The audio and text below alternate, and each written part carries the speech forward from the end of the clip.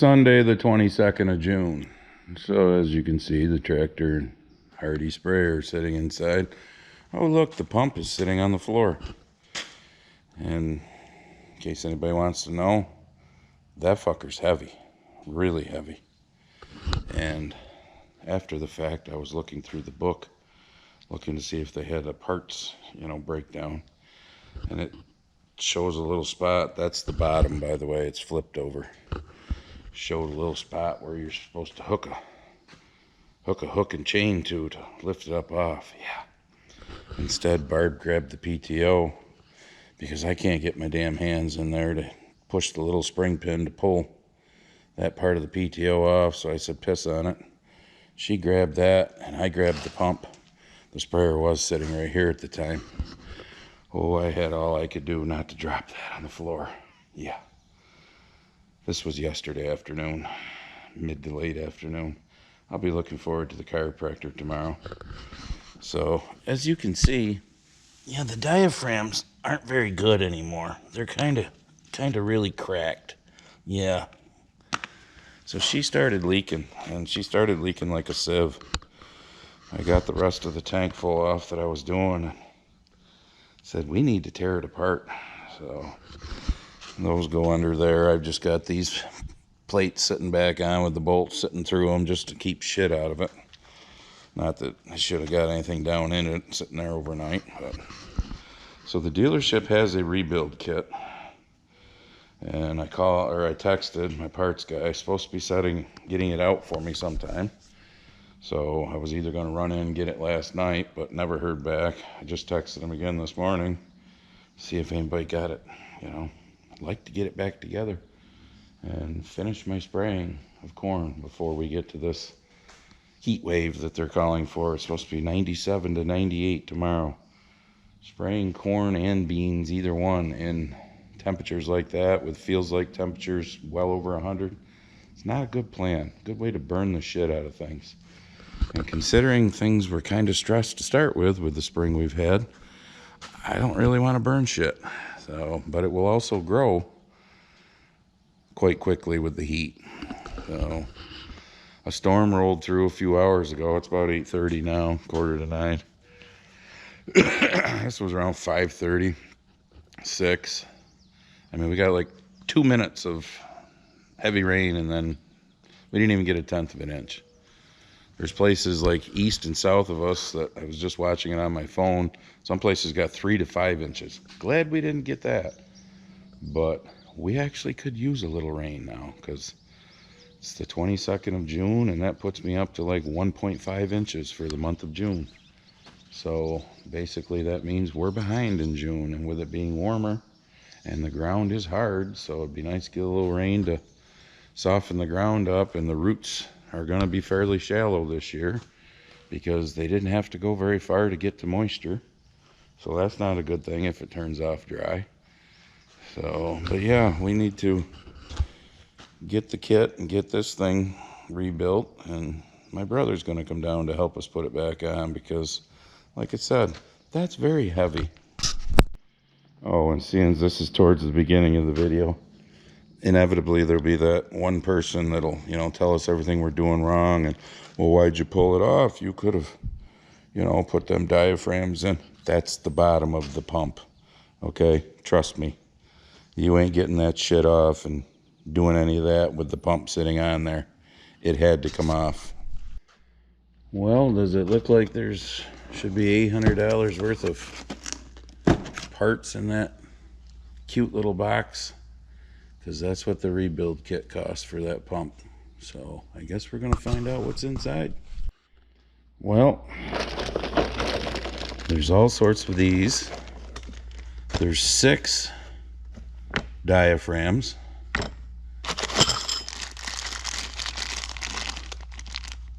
6 bolts, 6 of these metal plates, and a bunch of plastic looking O-rings. So all of that is $800. Probably cost Hardy, I don't know, a quarter of that at the most to make it. I'm just guessing.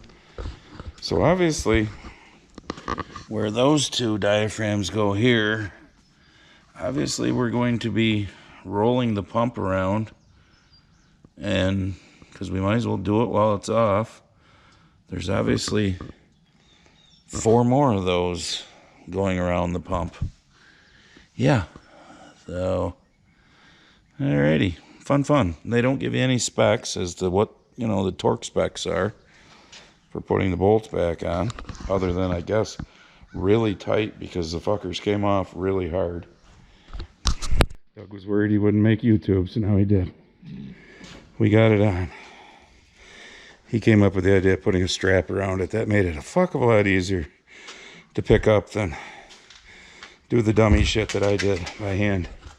Yeah, that wasn't so good for the back. Alright, so the heavy piece of shit's back together. Hose is on. I'm going to take it over, put 30-40 gallons of water in it, run it.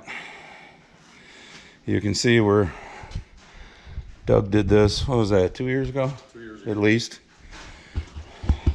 I'll show you the other side now. These Hardy sprayers are a good sprayer, but it's a piss poor design, because this one started to split down the seam, so and yes, he's a better welder than me, so I'm smart and I let somebody who's better than me do something. So, but they're like that, and then they put a plate, and then the bolts go through the plate and through these. Why the fuck don't you just make this one piece? And like him and I were just talking, put like a rubber, you know, springy bushing. I mean, again, if you're an engineer, I'm sorry, this is why I hate you, because you can be retarded sometimes. It would just make more sense to do it that way, but this was cheaper probably, because when we just tighten them 4 bolts down, you can't see through the camera, I'm sure, but when we tighten the 4 bolts down on the pump, it made all this squish down just a little. So if you were to somehow get a level on that, it wouldn't be level anymore. But yeah, engineers. All right, so 7 out of the 8 diaphragms were shot. No, this one wasn't this bad. I ripped it a little more, but so we changed all 8 diaphragms. Okay, that comes in the kit. It also comes with all 8 new of the, I'm pretty sure these are stainless plates that are above, that go down on those, and new bolts. We changed those, I think, for no reason. I mean, there's no way for these to really wear out. And the bolt looked brand new, but whatever. Came with all new of these, which there was nothing wrong with any of those. They looked fine. But we're saving this kit, don't worry. And then it came with, I think there's 8 in here. 8 or 12, 8 or 10. Like a plastic O-ring that must be down internal even more. Yeah, we weren't getting internal anymore because we knew what our problems were. They do sell, and I'm keeping that shit, so if any of that shit ever does go bad, they do sell the diaphragm separately. But I think, well, I guess I didn't say anything about that because maybe I did, but anyways, they didn't have them in stock. They just had, you know, the $800 kit in stock. So that sprayer is, oh, Doug and I were just talking about it. I'm not sure. 8 years old? I'm thinking. I don't know. 2016, 2017. It's somewhere between 7 and 9 years old. We're going to leave it at that. So if in another 7 to 9 years, which I'm going to be honest, I hope not to be here. I don't mean alive, I mean farming. I hope to be retired and not be here. But if in another 7 to 9 years, she starts leaking, I need new diaphragms, I'll order the diaphragms separate. I have no idea how much those 8 diaphragms cost.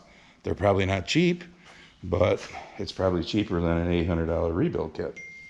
So, I don't know. So that's where we are. So now I'm going to pull it over. Like I said, put a little water in it. Make sure she works. And go from there. Alright, happy to say, no leaks. So I'm thinking we're good for quite some time. Put some Speedy Dry on the spot where there was some spray, but you could tell by the shop floor, she's sweating. Yeah, it's flipping hot. We're in our heat wave that the local weather people get so excited about. You know, ooh, we're gonna have 4 days in a row above 90. Tomorrow's gonna be 97 to 98 record heat. What's exciting about that? But anyways, I was gonna go, but no.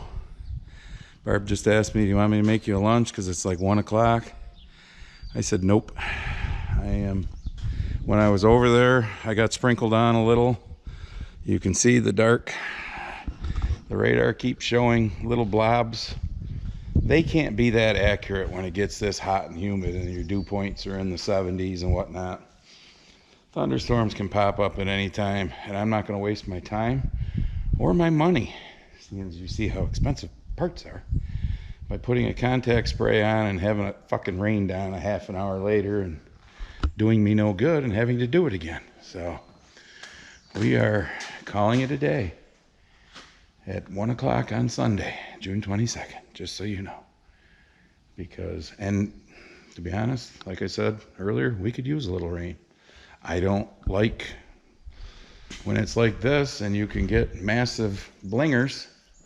There was massive blingers last night, overnight, actually like early this morning, 2, 3, 4 o'clock, east and south of me. And when I watched the weather on my phone, the guy says there was places that got between 3 and 5 inches. So if that actually got over towards Doofus, he's either going to be planting corn in July or he's finally going to be done, seeing as he was planting corn yesterday on the 21st of June, according to Jeff Ramo, who told me because he saw it on Doofus's Instagram. So yeah, silage corn, picking corn, whatever. Good, hot as Satan's balls Monday morning. Yeah, today's the day that you'd, excuse me, like a nice 10 to 15 mile per hour wind. No, we're not getting it. It's 10 o'clock and it's already like 92 degrees. And the humidity is, our dew point's like high 70s. It's ridiculous. I mean, I'm sweating like a pig right now and I ain't really done anything. So there will be no farming today because, and again, this is just me. I know some of you like to accuse me of, well, everything you say you do is what everybody should do. No, fucktards. I never say that, but I always say this is how I do things. But I don't spray corn or beans in this kind of heat because you can burn the shit out of it. I mean, you don't kill it, but you stun it. And my spray guys that I bought and spray from have told me that, and I've witnessed it myself doing it. And I don't think our corn, like that piece right there, the headland is sprayed. I got once around before we messed with the pump yesterday. I don't think corn that small right now, the 23rd of June, really needs to be set back any more than what it already has been set back this year, being the spring we've had.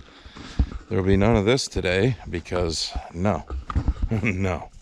Anybody that's ever dealt with anhydrous knows, no. When it's like 95 degrees out, anhydrous is not a fun thing to be dealing with. No, you don't fuck with that when it's really hot, because that's nasty shit to start with. So that nurse tank's empty. This one, I can draw one more applicator off of. The applicator's got 8 to 10 acres worth left in it, so that'll all just be fine sitting there.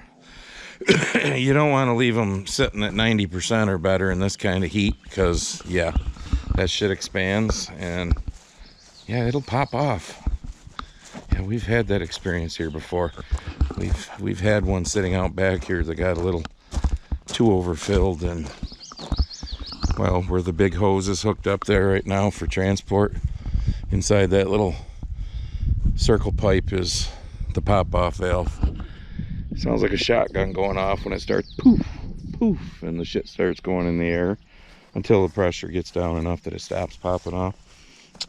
So I'm walking out here into this field behind the shop because I know I told you that as I was spraying and doing anhydrous, I would show you, the spots that we, you could say, kind of mudded in.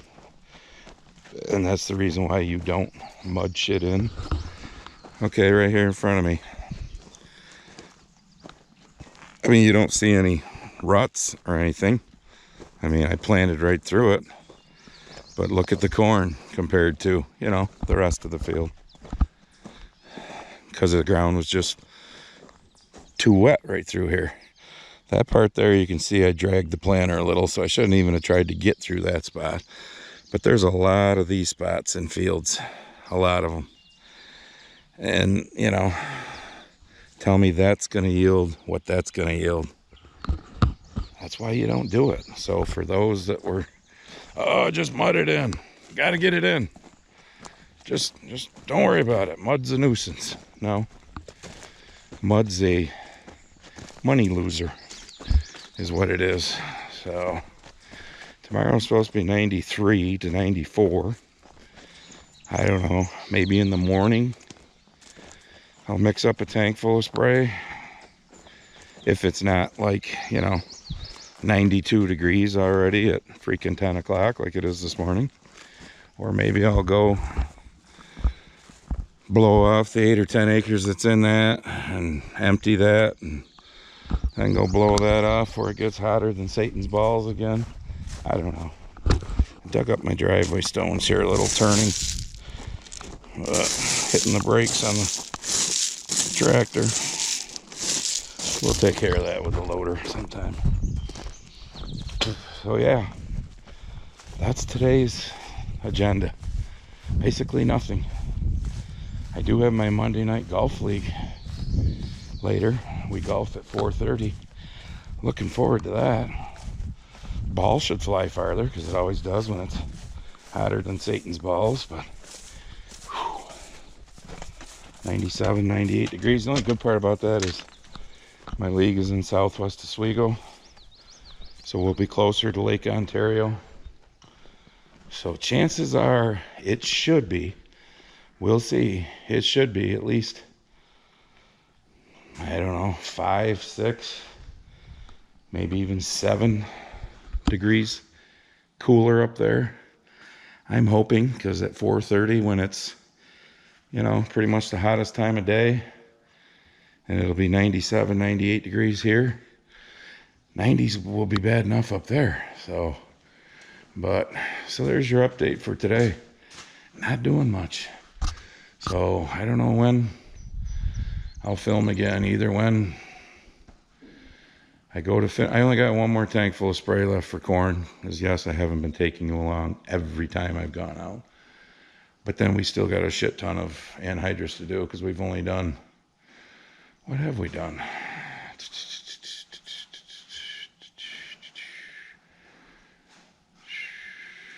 About 80 acres. So we still got quite a bit of anhydrous to do. But I gotta get the corn finished, sprayed. So then I can get the sprayer rinsed out and clean and ready for beans. So beans are still only, most of them, that tall right now. Yeah, the 23rd of June. And there's some people that are, I don't think anybody around here is still planting, but you know, there's somebody east of us that's a couple hours away that's, yeah, I'll just leave it alone. All right, so let's just finish this video with a little crop update. Very first corn planted, getting closer to knee high.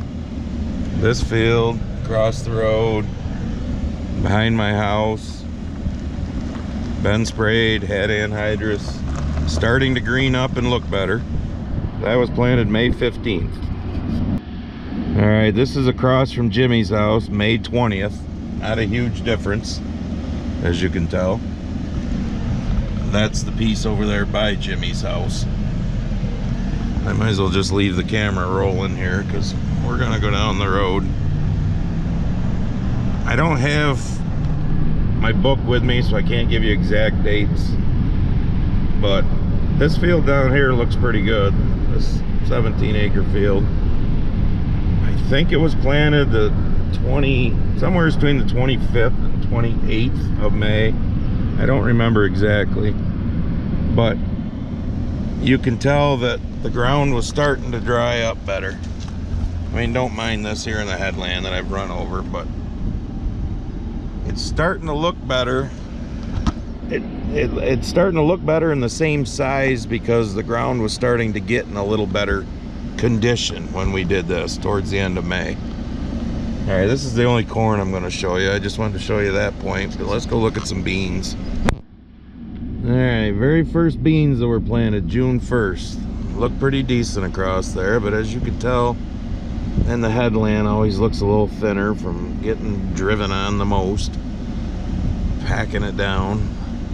But they're a little short, as you can tell. My reasoning for the beans struggling a little is, like I said a few minutes ago, we were so wet, the roots haven't had, well, more than a few minutes ago, but I've repeated myself so many times in this video, just fucking deal with it. It was so wet, the roots haven't had to go very deep to hit moisture. Now we're getting hot and dry, we could use a little moisture. So hopefully the roots keep going deeper, trying to find moisture. I'll go show you one more beans fields. I'll go over to the boot of Italy, that 50 acres. That was planted June 2nd, maybe, a day after this. I don't remember. But all the beans were planted in the first like 7 days of June, so first week of June. Because the first 10 days of June was our, you know, most beautiful weather of the spring. Okay, this is the boot of Italy farm. Again, I don't know, 3-4 inches tall maybe. These actually look a little better than the ones back home that I just showed you. That's the field across the road. But, you know, for June 23rd, they should be bigger. I mean, I should be spraying beans right now, not still spraying corn on a normal year. Hell, in a normal year, I'd be done spraying corn and probably be done with anhydrous by now. And half done spraying beans, but it's been anything but a normal year. I don't hate our crop, but looking at the calendar, you know, that's why I keep saying we're going to need a really good summer. Because this should be bigger than this looking at the calendar. Alright, I figured I'd show you one more cornfield because it's on my way home. This is up on Denison Road. Doug's house is up there. There's a small field, 3-4 acres up behind his house. There's that field over there, down behind his house. There's this field, and then there's one over there on the other side of the wood line. You can see, you know, the yellow spots are starting to green up. I mean, this has been sprayed. This has had anhydrous. It's got a shot at being knee-high by the 4th of July. It doesn't look horrible. Kind of neat how the sun all of a sudden came out from behind a cloud and it's brightening it up going down through there. Oh, now it's coming back this way, the cloud. Anyways, I mean, I don't hate our crops, but it's June 23rd. So for a normal year, yeah, we're behind. Will everything survive? Well, if we have the right summer, and we sure as the hell don't need an early frost this fall. But knee-high by the 4th of July is a great saying, but it's also an old saying. I mean, normally our corn, on a normal year, will be waist-high by the 4th of July. Sometimes even pushing chest-high by the 4th of July. So, but, I mean, it doesn't look horrible, but you gotta look at the calendar, too. So, alright, so here's your one more thing, because I, you know, always forget I'm a t-shirt grifter. Push on the Grumpy Farmer Apparel link, get your Grumpy Farmer apparel, and we'll see you in the next one.